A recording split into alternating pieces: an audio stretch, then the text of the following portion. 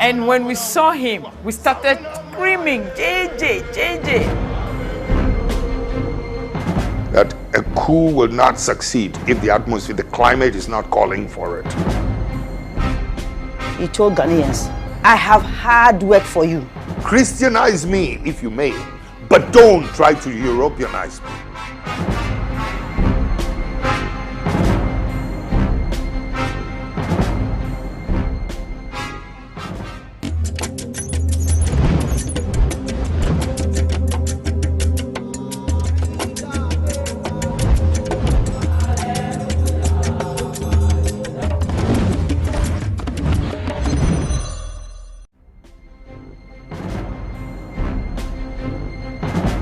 In June 1979, Ghana was at a crossroad.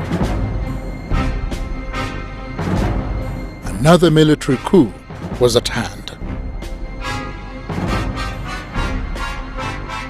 A young Air Force pilot who a few weeks before had been court-martialed and was awaiting execution was broken out of jail by his colleagues to lead what would be later known as the June 4th Revolution.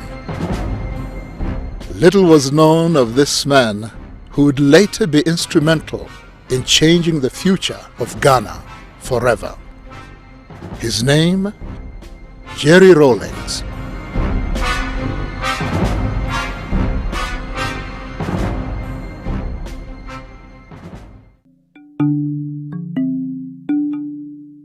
Jerry Rawlings was born in Accra, Ghana, on the 22nd of June 1947 to his mother Victoria Abokchui and his Scottish father James Ramsey.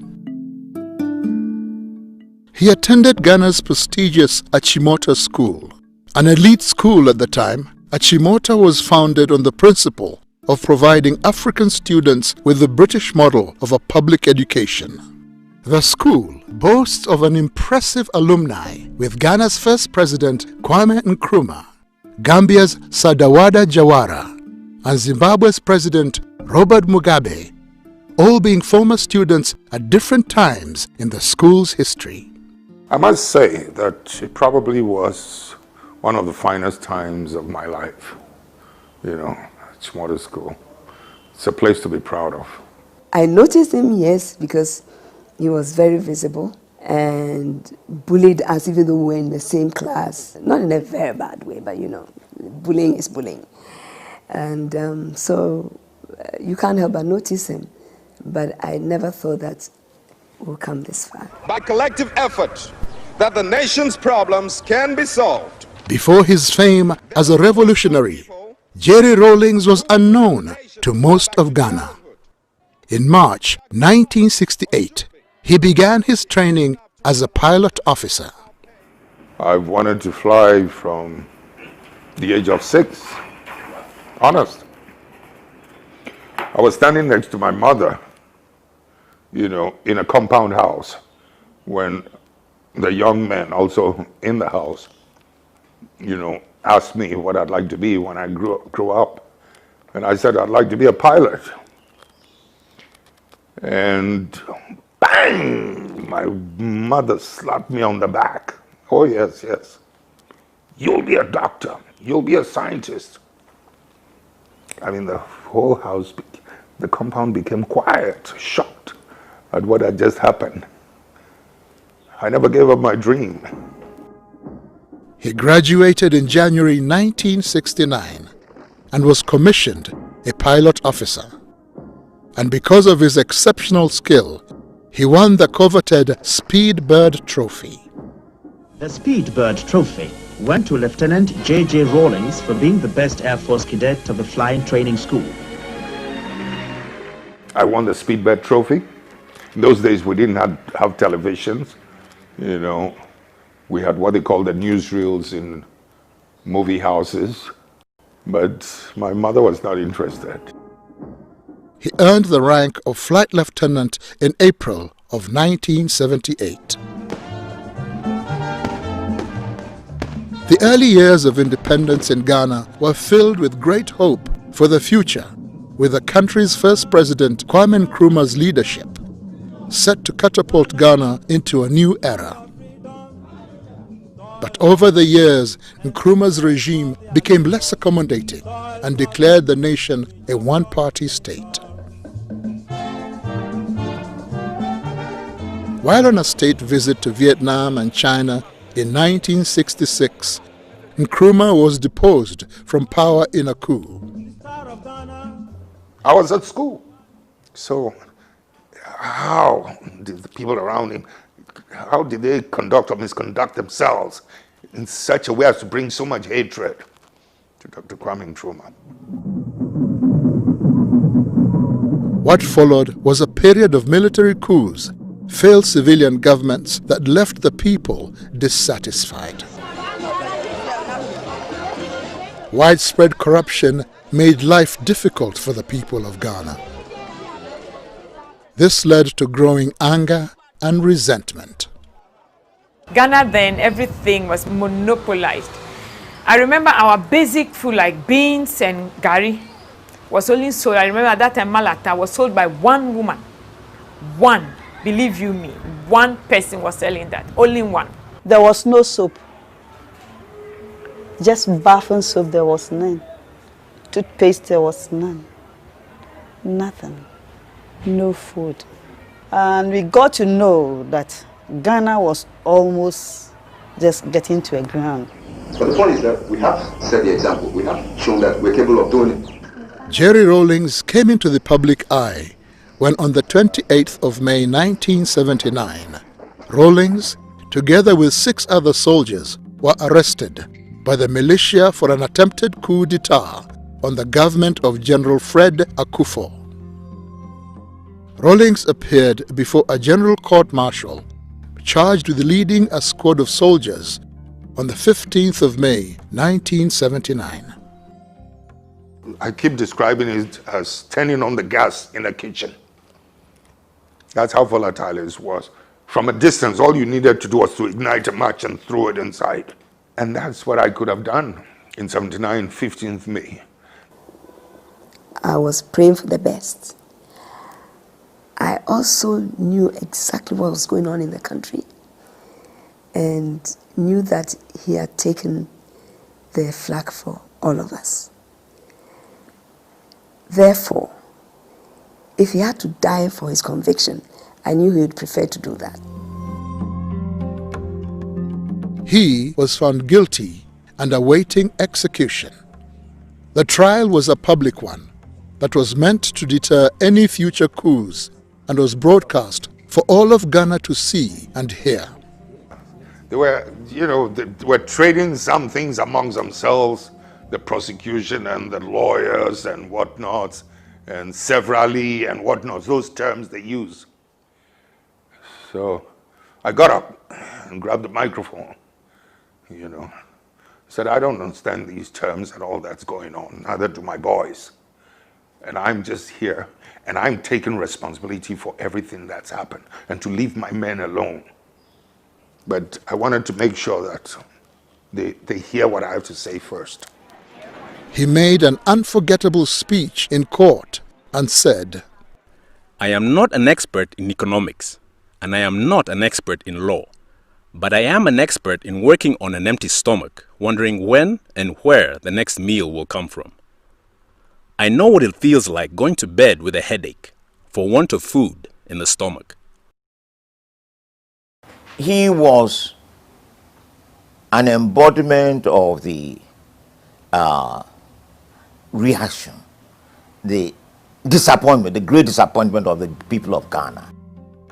Instead, the name Rawlings became the symbol of hope and deliverance for the people of Ghana. On the 4th of June of that same year, a mutiny by officers in support of his cause broke him out of jail, sparking the revolution. So what would that mean? Yao Graham was in university then and remembers the mood of the time. It was in the middle of this split national mood that J. Rawlings was arrested and reported as somebody who was planning to clean up the mess by overthrowing these people. Now it's important to understand this, because He didn't say anything. The prosecution said this was what it was about. But such was the mood that people identified that actually this guy is saying exactly the way we are all feeling. So he became a hero on account of the honesty of the prosecution. 1979, I was almost 10 years. If I recollect, that June 4th, when we heard that something had happened, I think it was on the news. That's the first time you know that something is going on. They start playing Ghana national anthem. So we knew that another person had taken charge of the country. But who, they were not really sure. Some people went and spied and realized that when he alighted from the helicopter, the men picked him up. And when we saw him, we started screaming, JJ, JJ. And my dad would shake his head and say, wow, we are in trouble and our kids are hailing this man. When you consider, the difficulties, the shock effect that June 4th should have had on us, should have woken us up. And I do remember, to be quite honest, in those volatile, violent, difficult days when people were calling for let the blood flow, etc., there were some intellectuals and some diplomats who, I guess, have a better knowledge of history, who were asking me that I was exercising too much control. I was restraining it too much. Jerry Rawlings and his soldiers formed the Armed Forces Revolutionary Council, AFRC. I didn't expect to be here. Later, the AFRC carried out what Rawlings described as a house cleaning exercise. This was basically the identifying of leaders that were deemed corrupt. The leaders were either sentenced to prison for their crimes or in some cases executed by the AFRC. 3 months later, on 24th September 1979, the AFRC allowed Hila Liman to head Ghana and the People's National Party, PNP. However, Hila Liman's presidency was short-lived.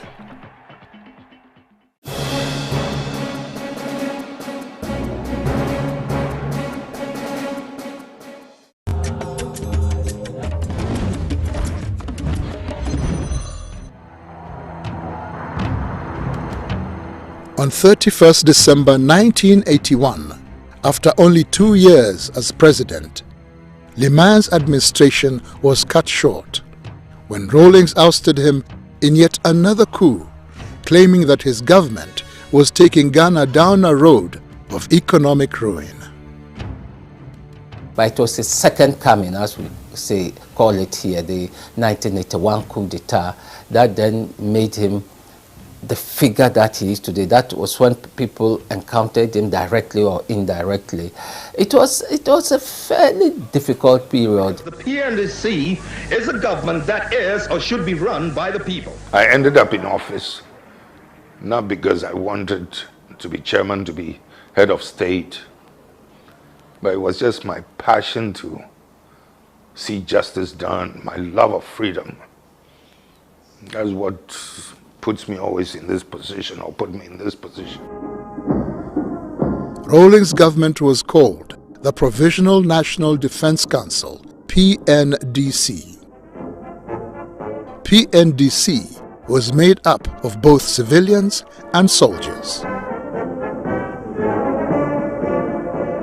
The government set about to restore the nation's pride and infrastructure through hard work, determination, and mass inclusion. The politics of the country was being driven very much by ordinary people, by young people, particularly students. And a lot of the people who fanned out across the country to build the base for the PNDC. Students took months, university students took months from school to go and lift cocoa for export. The symbolism of that was very important. I belong to the generation that actually had to stop schooling, and we had to go out working to get cocoa from the farms to the ports to be exported and other things.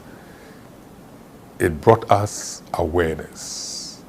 If earlier on we thought there was a thin divide between the people and government, now that alone told us that we are the government and it's the people who make up the government, and that it is time for us to stand up for our own rights. That is what Jerry Rawlings represents for most of the people of my generation.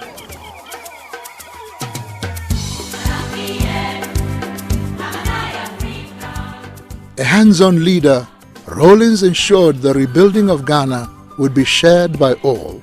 Soldier and civilian took part, with no task too big or too small.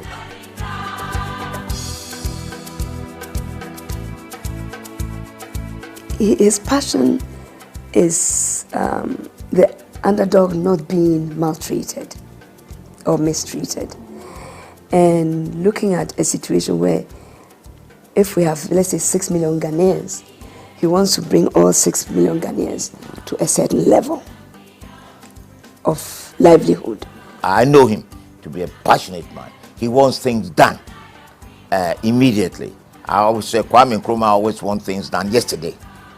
And Rawlings wanted things done immediately, quick.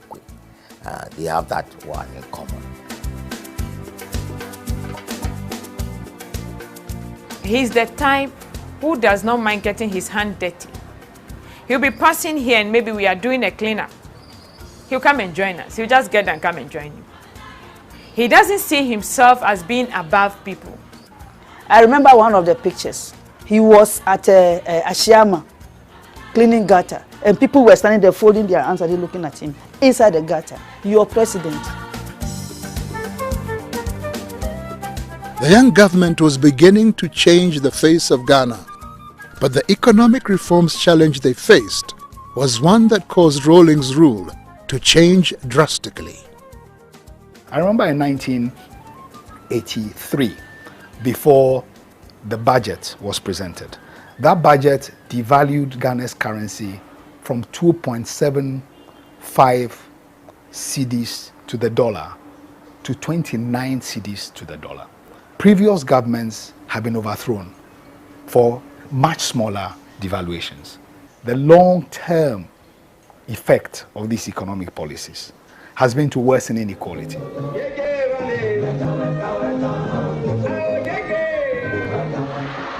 Rawlings' government's response to its critics was to clamp down on opposition. The media in particular was hit hard. Haruna Atta, a journalist, shares his experience.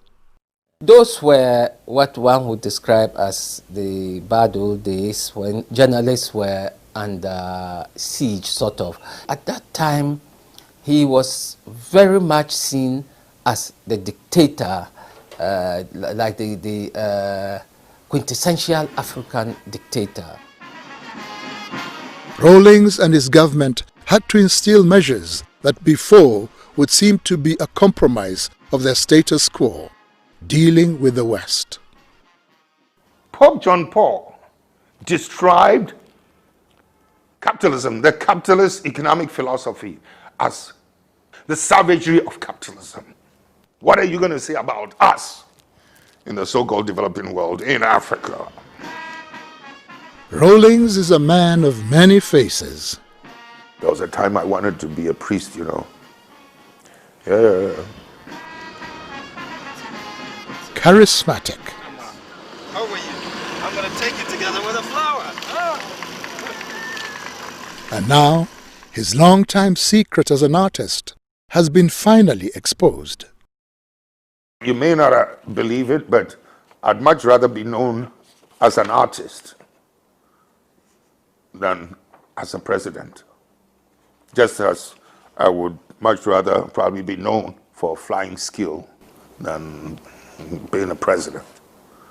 Maybe it's because through this you can see my power of observation, my sense of precision, my striving for excellence. I don't know where you found this, but the point is I've kept quiet about this thing because I haven't done my wife's portrait yet, you know. If I had done my wife's portrait also, I would have felt good about, displaying this. A family man, he is married to Dr. Nana Ajeman Rawlings, his childhood sweetheart. He doesn't remember. I remember the first place I met him in primary school at a school called Mrs. Sam's School. And he obviously didn't recognize me because I was black, I was dark. Because this lady was fair, and there were a lot of fair kids in the school. And she actually used to discriminate between the fair and the dark ones. So the fair ones knew each other and the dark ones knew each other. So he didn't see me, but I saw him. It's just a joke I crack all the time. Nana, in the first place, was somebody I noticed from the age of 14, somebody I've been in love with. It wasn't until about 5-6 years later that she would even allow me to hold her hands, type of thing. Oh, it took a long time. Together, they have 4 children: Ezanata, Amina, Ya Asentwa, and the only son, Kimathi Rawlings. As if to protect them, Rawlings, being in the center stage of politics, created a deliberate wedge between his children and himself. In the event that his life would be taken, his children would be able to cope in his absence. I avoided my daughters, for some years. I mean, I'd see them, but I did not want to develop any emotional attachment with them. I mean, I longed for it. I wanted to hug them and things like that, but I was afraid if we developed that emotional attachment and something happened, I wasn't too sure how they would be able to cope or handle it. And that's why I kept that distance. You see what I mean? Deliberately, because of the reason I just gave.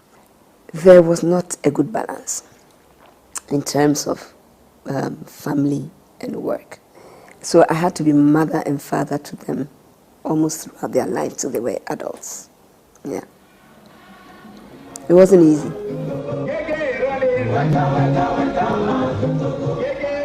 He is also famous for being stubborn. In being stubborn, mind you, while I was in high office as chairman of the PNDC within the revolution or head of state, my stubbornness did not translate itself into stopping our people from doing something that I felt would hurt us. One would sometimes allow it in order not to break the growing confidence in our people. They sometimes needed to make a mistake. My stubbornness did not stand in the way. In the early 1990s, the African continent began to experience a new wave of political structure, the return of multi-party politics. Much like the 1960s, as country after country gained independence from colonial powers, now the people wanted more.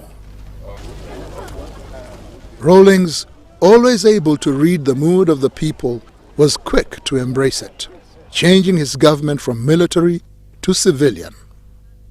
He did not fight against it, but he did say that though he personally did not believe in multi-party politics, but if that's what Ghanaians want, they would have it. So the constitution was written, and from 1992 to the present, we've had one of the most stable democracies in Africa.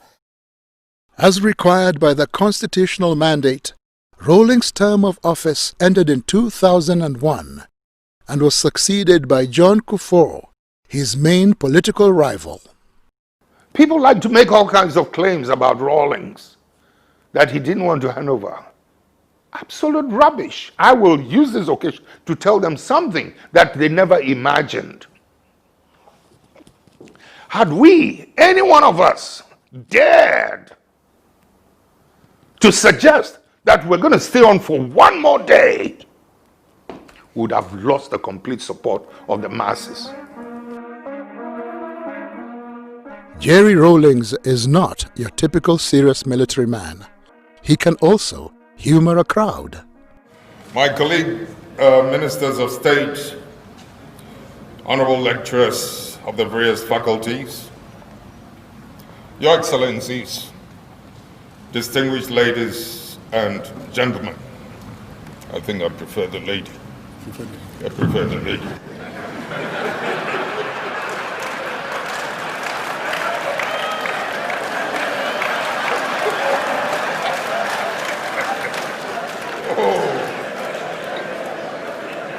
I mean, this little warmth who you want to enjoy, he wants to come out.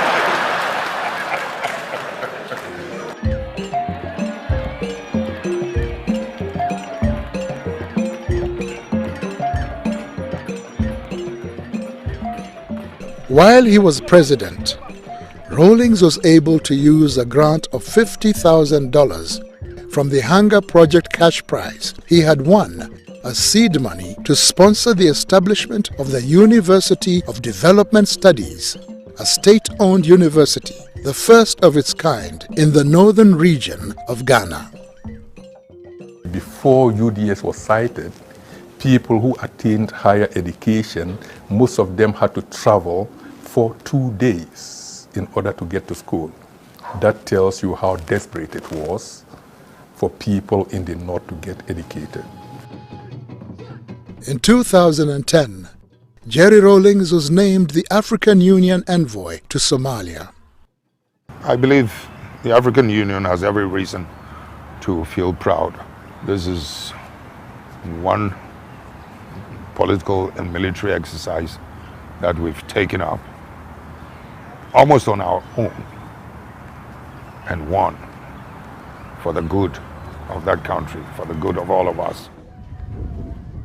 During his time as envoy, Somalia, as well as other parts of Northeast Africa, experienced a catastrophic famine that the world called an emergency. Jerry Rawlings was on the ground to see the results of the famine and was deeply moved at the sorry state of the mothers and children he met. In an interview with CNN, Rawlings shared his distressful experience.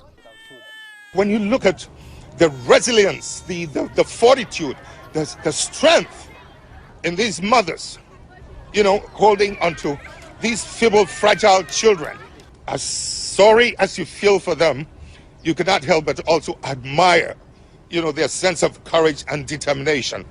I mean, let's do what we can. You're clearly moved by what you saw.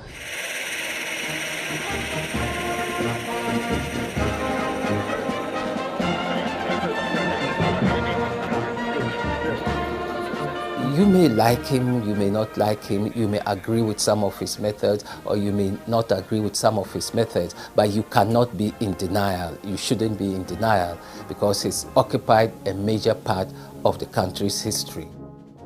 After 18 years in power, where you can say that actually, if you look at the sweep of Ghanaian history, Jerry Rawlings is the second most important ruler in Ghana's history after Kwame Nkrumah.